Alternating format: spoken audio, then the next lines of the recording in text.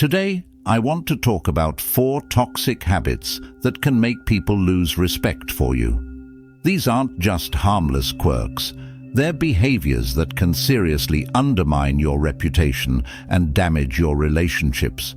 You might be thinking, come on, everyone has bad habits. And you're right. But the habits we're discussing today are particularly harmful because they strike at the core of how we interact with others. They can turn a promising friendship or professional relationship sour in no time. To give this topic a personal touch, I'm going to share some of my own experiences. Trust me, I've made plenty of mistakes along the way, and I've learned a lot from them.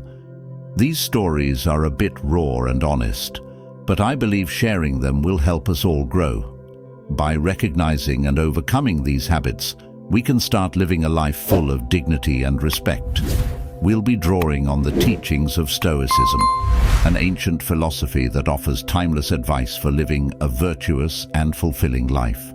Stoicism is about more than just enduring hardships with a stiff upper lip. It's about cultivating inner peace, integrity, and resilience. So, grab a cup of coffee, sit back, and let's dive in. Ready? Let's get into it. Habit number 1, gossiping. Let's get real about gossiping. It's one of those habits that almost everyone indulges in, but no one wants to admit to. I used to be a huge gossip, and it took a lot of painful lessons to realize just how damaging it was. When I was in college, gossiping was practically a sport. My friends and I would sit around for hours dissecting every little detail of other people's lives. At first, it felt harmless, even fun. It made us feel connected, like we were in on some exclusive secret. But the truth is, gossiping is a toxic habit that can destroy trust and respect. Here's a story I'm not proud of. There was this girl in our group, let's call her Emily. She was a bit different, quirky, introverted, didn't always fit in. One day I found out she had a crush on a guy who was, let's say, way out of her league. Instead of keeping that information to myself, I shared it with my friends. We laughed about it, and the story spread like wildfire. It wasn't long before Emily found out what we'd been saying. The look on her face when she realized that her personal feelings had become a joke was heartbreaking. She stopped coming around and eventually left the group entirely. At the time, I brushed it off, but deep down, I knew I'd crossed a line. The Stoics, like Epictetus, teach us to focus on our own character and not meddle in the affairs of others. When you gossip, you're not only wasting time, but also poisoning the well of trust. Keep silence for the most part, and speak only when you must, and then briefly. Gossiping erodes trust. When you engage in gossip, people start to wonder what you say about them behind their backs. It creates an environment of suspicion and betrayal. I learned this the hard way when my own words came back to haunt me. Another incident happened at my first job. I had a co-worker, let's call him John, who was incredibly diligent, but a bit of a loner. One day I found out through the grapevine that John had a pretty serious health issue. Instead of respecting his privacy, I told a few colleagues, thinking it would make for an interesting conversation. John found out, of course. He confronted me, not angrily, but with a look of deep hurt and disappointment. He told me that he trusted me with that information, thinking I would be discreet. From that day on, our working relationship was never the same. I had lost his respect and trust, and it was entirely my fault. This experience taught me a critical lesson: respect other people's privacy. Everyone has their battles and vulnerabilities.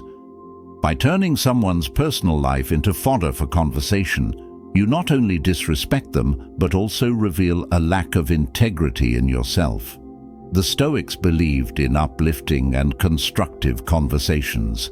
Instead of gossiping, focus on positive dialogue that builds people up rather than tearing them down.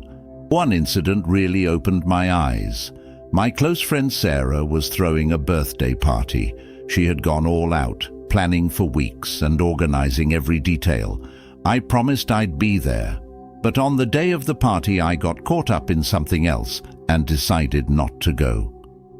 I didn't even bother to let her know until hours after the event had started.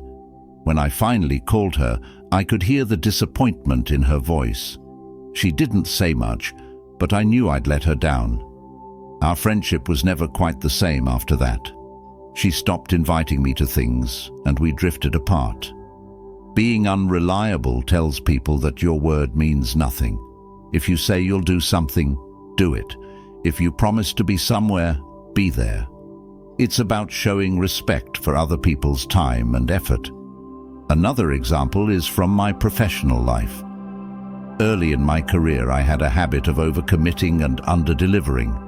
I'd agree to take on projects and then miss deadlines, often without warning. I thought my charm and excuses would smooth things over, but my boss wasn't amused.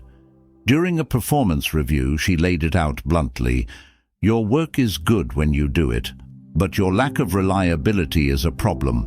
People don't know if they can count on you." It was a harsh wake-up call. Reliability isn't just about showing up. It's about consistency and integrity. When you commit to something, you're putting your reputation on the line. Every time you flake out, you chip away at the trust others have in you. So how do we fix this? First, be honest with yourself about what you can and can't do. Don't overcommit. If you make a promise, keep it. Communicate proactively if something comes up and you can't follow through. Show that you value other people's time as much as your own. By being reliable, you earn the respect and trust of those around you.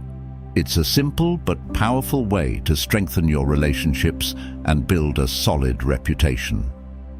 Habit number 3, interrupting others. This one is controversial because so many people do it without even realizing it. But let's be real, constantly interrupting others is a huge sign of disrespect. It says, "What I have to say is more important than what you're saying." It's a habit that not only frustrates people, but also makes them feel undervalued and unheard. I used to be a chronic interrupter. I thought it showed enthusiasm and intelligence, but in reality, it showed a lack of respect and patience. Here's a personal story that drove this point home for me. In one of my early jobs, I was part of a team that had weekly brainstorming sessions. I was eager to impress, so I'd constantly jump in with my ideas, often cutting people off mid-sentence. I thought I was being proactive, but my co-workers saw it differently. One day, during a particularly intense meeting, my manager stopped the discussion and addressed me directly. "You need to let people finish their thoughts," she said bluntly. "You're not listening. You're just waiting for your turn to speak." I was embarrassed, but it didn't end there. After the meeting, a colleague pulled me aside and said, "Do you even realize how dismissive you come across? It's like you think your ideas are the only ones that matter." That hit me hard. I didn't see myself as dismissive, but clearly that's how I was perceived. Interrupting others is more than just rude. It shows a lack of self-control and respect. The Stoics valued listening and understanding over speaking. Seneca advises us to be patient and considerate in our conversations. I remember another incident vividly. I was out with friends at a bar, and one friend was sharing a deeply personal story about his struggles with anxiety. Halfway through, I jumped in with my own experience, thinking I was helping, but I quickly realized I had made him feel unheard and invalidated. These experiences taught me the importance of reliability and respect in our interactions with others. By being reliable, you show that you value others' time and effort. By listening and not interrupting, you show that you value their thoughts and feelings. These habits are simple but powerful ways to build strong, respectful relationships. I thought showing empathy would help him feel understood. But instead, he looked at me and said, "Can I finish?" The mood shifted instantly. What I thought was empathy came across as hijacking his moment. That night, I realized something crucial. Listening is more than just hearing words. It's about being present and allowing others to express themselves fully. By interrupting, I was undermining that process, making it about me rather than them. To break this habit, we need to practice active listening. When someone is speaking, really listen. Don't just wait for your turn to talk. Give them the space to express their thoughts completely before you respond. It's a simple but powerful way to show respect and build stronger connections. Remember, interrupting signals that you think your words are more important than theirs. It's about valuing others' contributions and fostering an environment of mutual respect. The next time you're in a conversation, challenge yourself to truly listen. You might be surprised at how much more you learn and how much more respect you earn. Now let's talk about another habit, complaining. Complaining is not only annoying but also deeply corrosive. It's one thing to vent occasionally, but constant complaining can turn you into a negative force that people want to avoid. This habit can drain your energy and the energy of those around you, leading to lost respect and damaged relationships. I used to be a chronic complainer. I thought it was a way to bond with people, to find common ground over shared grievances. But it didn't take long for me to realize how destructive this habit was. Let me share a personal story. A few years ago, I worked at a job that I found incredibly frustrating. The workload was heavy, the management was disorganized, and I felt undervalued. Instead of looking for solutions or ways to improve the situation, I complained constantly to anyone who would listen. My co-workers, my friends, even my family. They all heard about my endless grievances. At first, people were sympathetic. They'd nod and agree, offering their own complaints as a form of solidarity. But as time went on, I noticed a shift. People started avoiding me. Conversations grew shorter, and I wasn't invited to after-work hangouts as often. The final straw came when a close friend told me, "I love you, but you're becoming really negative. It's exhausting to be around you." The Stoics believed in focusing on what we can control and accepting what we cannot.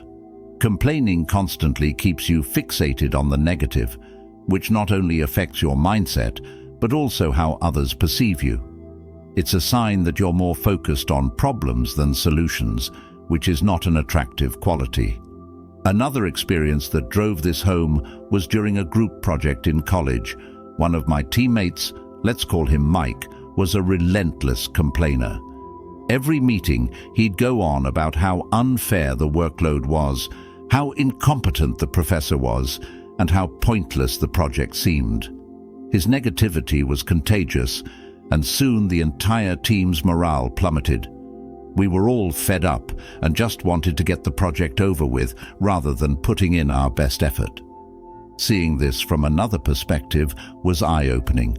It made me realize how my own complaining had likely affected those around me in similar ways. I decided to take a different approach. I started practicing gratitude and focusing on solutions.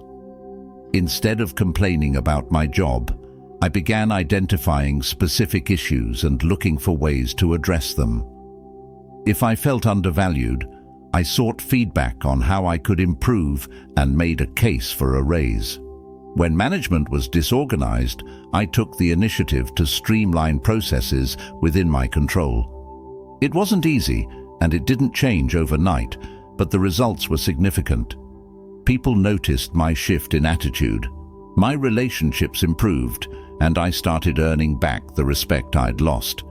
I became someone people wanted to work with and be around, rather than someone they avoided. Thank you for watching.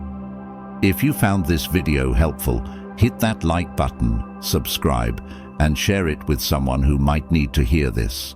Let's strive to live better, more respectful lives. Until next time, stay strong, stay stoic.